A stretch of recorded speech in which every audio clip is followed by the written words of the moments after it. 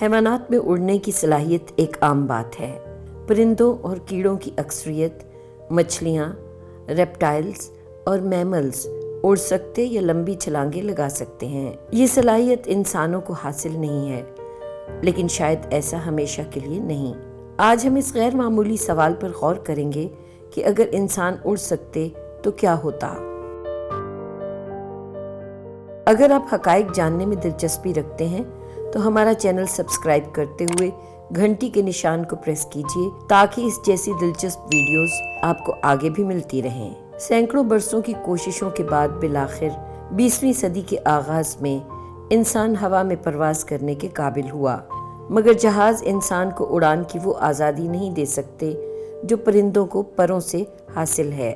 جہاز اڑانا سیکھنا یا جہاز کو خریدنا بہت مہنگے کام ہیں۔ کمرشل پروازیں بھی کم مہنگی نہیں، اور پھر ان کے قواعد و ضوابط، ٹائم ٹیبل اور فلائٹ پاتھ کا خیال رکھنا ایک الگ مسئلہ ہے۔ اگر آپ اپنا ذاتی جہاز رکھتے ہوں تو بھی آپ کو ایندھن اور موسم کا خیال رکھنا پڑے گا۔ جدید دنیا میں جہازوں کی اہمیت اپنی جگہ، ایک مثالی دنیا میں انسانوں کی اڑان کا کوئی بہتر ذریعہ ہونا چاہیے۔ قدیم یونانی اساطیر میں انسانی پرواز سے متعلق ایکرس اور ڈیڈلس کی کہانی ملتی ہے، جس میں ڈیڈلس بادشاہ مائنوس سے فرار کی غرض سے مصنوعی پنکھ بناتا ہے۔ اس کہانی کا انجام المناک ہے، مگر اس لیے نہیں کہ پنکھ نے کام نہیں کیا، بلکہ یوں کہ ایکرس کی پرواز سورج کے نزدیک تر ہونے کے باعث موم کے پنکھ پگھل گئے۔ اس کہانی کو ہزارہ برس بیت چکے ہیں، مگر ہم آج تک ایسے مصنوعی پنکھ نہیں بنا سکے جو انسان کا بوجھ اٹھانے اور توازن سہارنے کے قابل ہوں۔ اگر ما قبل تاریخ میں زرافے کی جسامت کے دیو ہیکل ڈائناسور تک اڑان بھرنے کی صلاحیت رکھتے تھے تو ہم ایسا کیوں نہیں کر سکتے؟ اس کا سادہ جواب یہ بنتا ہے کہ ہم بہت کمزور ہیں۔ پرندوں یا اڑنے والے کیڑوں کا ارتقاء ایسے ہوا ہے کہ ان کے عضلات اڑنے کی طاقت رکھتے ہیں۔ اس دبلے پتلے ہمنگ برڈ کو دیکھیں، یہ 1 سیکنڈ میں 80 بار تک اپنے پروں کو پھڑپھڑانے کی صلاحیت رکھتا ہے۔ اگر ہم پنکھ باندھ لیں تو بھی ہمارے بازو اتنے جاندار نہیں کہ زیادہ بار انہیں پھڑپھڑا سکیں۔ تاہم ٹانگوں کی طاقت پر بھروسہ رکھتے ہوئے سائنس فکشن میں بائسیکل کے اصول پر اڑن مشین بنانے کی کوششیں ملتی ہیں۔ 1980 میں ہوا بازی کے بانی ایگور سیکورسکی سے موسوم مقابلے ہیومن پاورڈ ہیلی کاپٹر چیلنج کا آغاز ہوا، جس میں حصہ لینے والوں کو ایسی مشین بنانی تھی جو انسانی طاقت کی مدد سے کم از کم 60 سیکنڈز تک ہوا میں پرواز کر سکے۔ بالآخر 2013 میں بڑے بڑے پروں اور پیڈلز کی مدد سے پرواز کرنے والی ایرو ویلو ایٹلس نامی مشین $2.5 لاکھ کا سیکورسکی پرائز جیتنے میں کامیاب ہوئی۔ تاہم اس کی جسامت ایسی بڑی تھی کہ اس کے عام استعمال میں آنے کی کوئی امید نہیں۔ یوں لگتا ہے کہ جدید ایجادات کی مدد ناکافی رہے گی اور انسان کو اڑنے کے لیے اپنے حیاتیاتی نظام میں تبدیلی کے بارے میں غور کرنا پڑے گا۔ تو چلیں سپر ہیروز کی بات کر لیتے ہیں۔ کیا انسان کبھی ایسے ذرائع ایجاد کر سکے گا جو اسے کسی سپر ہیرو مثلاً سپر مین کی طرح اڑنے میں مدد دیں؟ شاید ایسا نہ ہو سکے۔ دلچسپ بات یہ ہے کہ ابتدا میں سپر مین بھی اڑ نہیں سکتا تھا۔ اس کی اصل خوبی لمبی چھلانگ لگانا تھی، مگر پھر ڈرائنگ میں آسانی کی غرض سے اسے اڑنے کی صلاحیت کا حامل ٹھہرا دیا گیا۔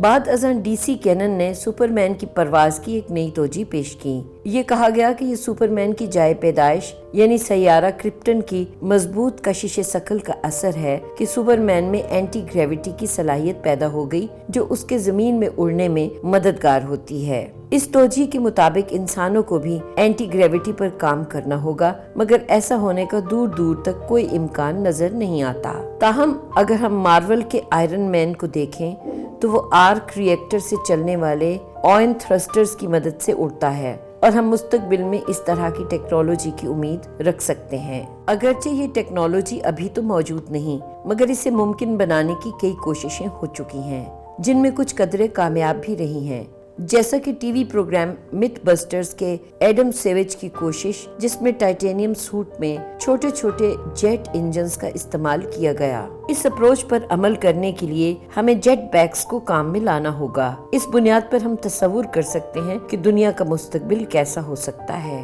جیٹ پیک والے ہوور بورڈز اور اڑنے والی گاڑیاں وغیرہ۔ خیر، جیٹ پیکس تو ہم ابھی بھی استعمال کر رہے ہیں، مگر اس کے کچھ اپنے مسائل ہیں۔ مثلاً रॉकेट या जेट इंजन को इंसानी जिस्म से बांधा जाता है, जिसमें न सिर्फ बड़ी मिकदार में ईंधन खर्च होता है बल्कि हिफाजत के खदशात या सेफ्टी कंसर्न्स भी रहते हैं। अगर दुनिया में जेट पैक्स आम हो जाएं, तो लामहला जेट पैक्स के कवानीन भी नाफिज हो जाएंगे, जैसा कि इनके साथ कौन कौन, कब कब और कहां कहां उड़ सकता है और रफ्तार की हद कितनी होगी वगैरह। फिर लोगों को जेट पैक्स के इस्तेमाल और लाइसेंस हासिल करने की क्लासेस लेनी पड़ेंगी। इसी तरह उड़ने के कवानीन लागू करने के लिए खुसूसी पॉलिसी भी बनाई जाएगी। ऐसा जल्द होने का कोई इम्कान नहीं। अगरचे हम जेट पैक के इस्तेमाल के नजदीक बढ़ रहे हैं, मगर उड़ने का ख्वाब अभी ख्वाब ही है। अगर हम किसी तरह जिस्मानी तब्दीली से गुजरते हुए परों के हामिल हो सकें, तो फिर हम इन मसाइल से जान छुड़ा सकते हैं जो जेट पैक से वाबस्ता हैं। फिर ऐसी दुनिया में उड़ना उतना ही मुश्किल या खतरनाक रह जाएगा जैसा आज की दुनिया में चलना। न हमें ईंधन की जरूरत पड़ेगी और न ही लाइसेंस बनवाना होगा।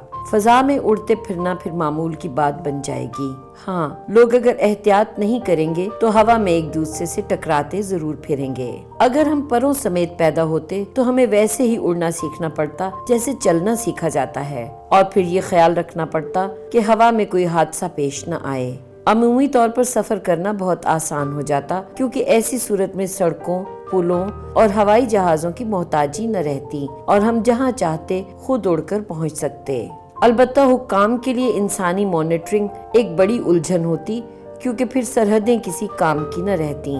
परों समेत पैदा होने की सूरत में हम दुनिया को परिंदों की नजर से देखने के काबिल होते। फिर तेज उड़ने के मुकाबले मुनक्किद कराए जाते और देखा जाता कि फजा का यूसेन बोल्ट कौन है। इसी तरह फैशन इंडस्ट्री में परों के खुसूसी मलबूसात डिजाइन किए जाते। कारोबारी मराकज, दुकानें, सिनेमा और रेस्टोरेंट्स वगैरह भी ऊंचाई पर बनना शुरू हो जाते। इसी तरह हमें बुलंद बाला इमारतों पर आराम करने के लिए प्लेटफॉर्म्स बने मिलते और इन इमारतों के अंदर सीढ़ियों और लिफ्ट्स की जरूरत न रहती। ताहम फजा में एक हद जरूर मुकर्रर होती जिससे बुलंद उड़ना मुमकिन न होता, या जहां सांस लेने में दुश्वारी होती या तबीयत खराब होने का इम्कान होता। और हाँ, हमें शायद हवाई पुलिस की भी जरूरत पड़ती ताकि उड़ान भरने वाले किसी जंबो जेट के रास्ते में हायल न हो, बशर्ते कि हमारे परों वाली दुनिया में तैयारों का वजूद पाया जाता। खैर, तब भी तैयारे पाए जाते, क्योंकि हम अभी भी तो तैराकी जानने के बावजूद लंबा समंदरी फासला तय करने के लिए बहरी जहाजों और कश्तियों की मदद लेते हैं। ताहम परों वाली नई दुनिया में ऐन मुमकिन है कि हम तैरने की सलाहियत से महरूम हो जाते। कई माहिरीन हयातियात का कहना है कि इंसान का इर्तिका ऐसी अनवा से हुआ जो समंदर से रेंगते हुए बाहर निकली। इसी तरह ये भी ख्याल किया जाता है कि कुदरत में उड़ने और तैरने की सलाहियत में अदल बदल होता है। मसलन पेंगुइन्स को ही देख लें, जो उड़ तो नहीं सकते मगर परिंदों की तरह के मसल्स रखते और उन्हीं की तरह की टेक्निक इस्तेमाल करके पानी में बखूबी तैर सकते हैं। तो एक ऐसी दुनिया में जिसमें हम आजादाना हवा में उड़ान भर सकेंगे, क्या परों की मौजूदगी में हमारे फेफड़े तैरने की सलाहियत से महरूम हो जाएंगे? हो सकता है कि उस नई दुनिया में हमें उस शख्स के लिए लाखों डॉलर्स का इनाम रखना पड़े जो इंसानी ताकत से ज़ेरे आब तैरने का तरीका वज़ा कर सके। ये है वो सब जो इंसानों के उड़ने की सलाहियत रखने की सूरत में होता।